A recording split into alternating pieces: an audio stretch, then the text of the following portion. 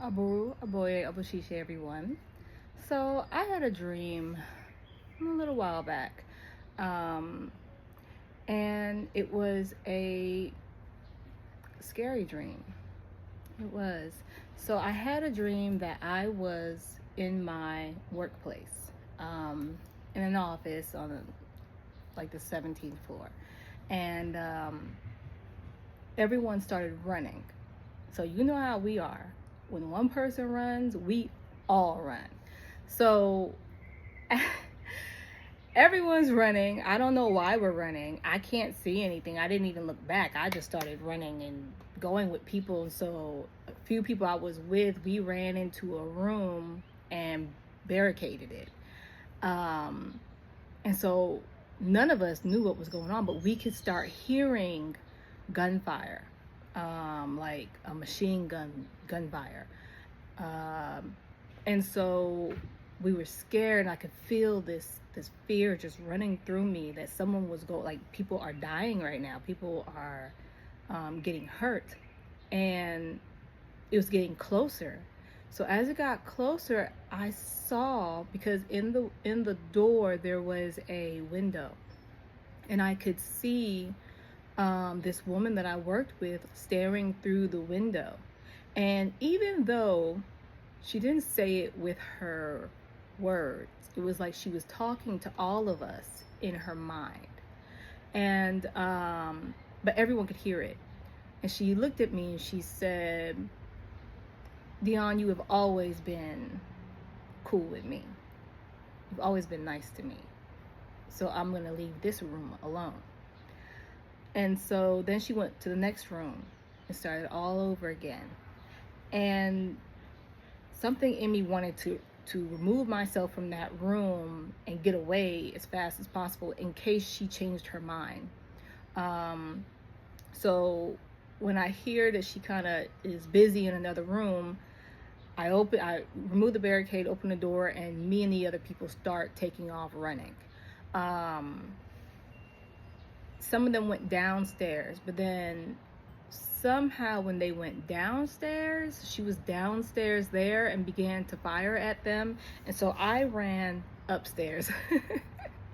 Now, you know, in the horror movie, you never want to run upstairs because there's no way out. Though for some reason, the exits were all blocked. So there was no, it let me know that there was no going back. There was no real avoiding the situation. There's no getting out of the situation. You have to make it through. I had to make it past her. Basically, like, she needed to finish what she was doing and be gone and just have left me alone. So I run upstairs, and when I run upstairs, it's no longer really an office building. It's more like a presidential suite. So I could see the bed, and I could see, like, it had like all open windows, and you know, the jacuzzi there, the way you would imagine a presidential suite being, but extremely large. And there were people who were working, like, it was kind of like a semi-office space. So there were people who were working up there. And so I was thinking, I guess I might as well just get back to work. And I look out the window and I see the city skyline, and it's nighttime now. It was daytime earlier, but it's nighttime now that I'm in the presidential suite. And it's buildings that I know are in Charlotte and buildings that I knew from Atlanta. And so I was like, what city is this? Is this both cities? And then I woke up. So I knew that this was, for me, with my symbolism, when I see big groups and stuff like that, work, school, stuff like that, it's Egbe. So I know this has to do with my Egbe here on Earth. So basically my community, people that I know, maybe someone in the workplace, maybe an individual that, you know, was part of our Ile. So I couldn't shake it, and I knew that the message was complete, so I didn't have to go back into the dream space. So we got up, and we looked into it with Deepak. Now, this was just with Obi. So if you have a hand of Ifa, or I usually will stick with Hand of Ifa. Then you can take your dreams, like warnings and your premonitions and stuff like that, to Ifa, go through a line of questioning to see what can be done. When we have these dreams that are warnings of injury or death or something like that, we're not getting it for, just because we're spiritually nosy. We're getting it so that we can either prepare ourselves for what's to come or to try to prevent it in some kind of way. So we asked if this could be prevented. The shooting could not be prevented, but people could come out uninjured the way I did in the dream. And so I also knew that it was going to be multiple people because the setting had changed from one setting to another. It changed from daytime to nighttime. The first one let me know that it was in some kind of collective space, and then the second place, the presidential suite, made me think of someone's house. And so as we went through it, it came up that we needed to give a small offering. I think it was like maybe OBOT, maybe some water. I can't remember exactly, but it was just, some of the basic offerings, and to inform the person, because the person's Ori needed to hear what was going on. So that's a whole nother concept. So when your Ori, or your higher self, we'll say higher self for those who don't understand the concept of Ori, once it recognizes something, once it hears something, it can then adjust. It can then see how to react or maneuver around the situation. So sometimes knowing, that's why they say knowing is half the battle. Sometimes knowing, or just having kind of exposure to information, it can actually aid you later on down the road. So we went through to see who it was.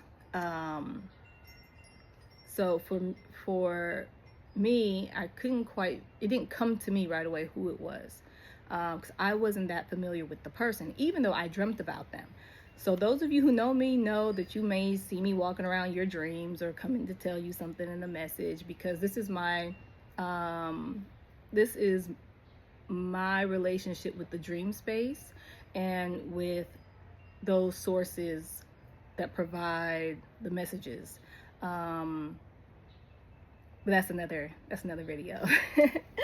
So yes, I was not very familiar with him, even though I dreamt about him. But he was through connection of our Ile. And so it came to the mind of the other person with me who it was, and Ifa confirmed. And so he contacted him and told him to just kind of be careful, told him what I dreamt, and that he needed to kind of just, be aware of it. But there's nothing that he needed to do. We already made the small offerings. And so a couple of days later, we found out that the same guy usually goes on his lunch break to the same place to eat with coworkers, and there was a shooting. He was not able to make it for whatever reason. He didn't end up going. He planned on going, but maybe he had like extra work to do, or I don't know, he couldn't find something, but whatever it was, he decided to just skip it. And so then when the other coworkers came back, they said that there was a shooting that took place.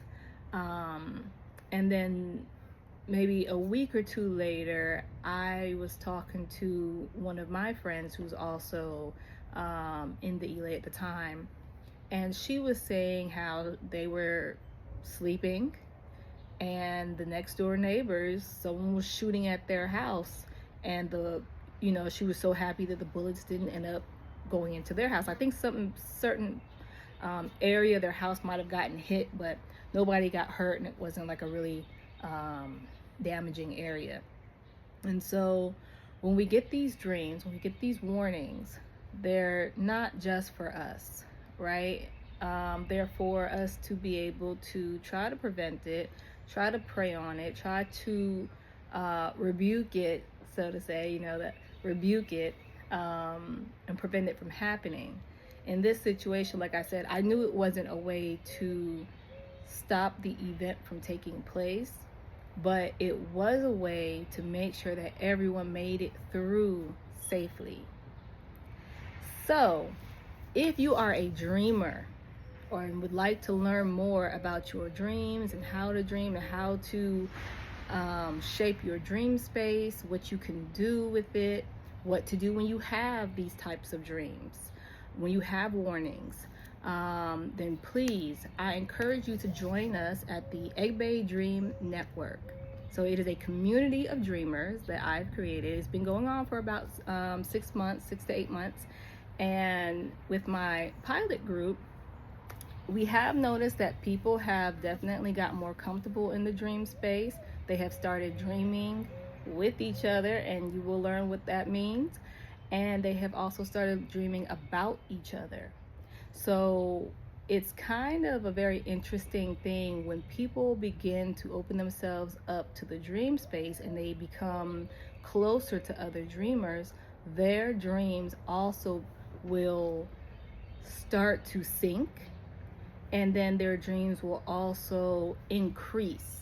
You know, your ability to be lucid in your dreams will increase. To be awake in your dreams will increase. And this is how we're able to start strengthening our power in the dream world. So if you're interested, go to aloriscorner.com, or you can message me for more information. But it is called the Egbe Dream Network right now. It is just $7.99 until I reach a certain number. And then that's when my Ori said that we will start expanding a little bit more. But we will have our first meeting, which I'm so excited about, on Monday at 8 o'clock Eastern Time. So again, go to aloriscorner.com or inbox me for more information. Thank you.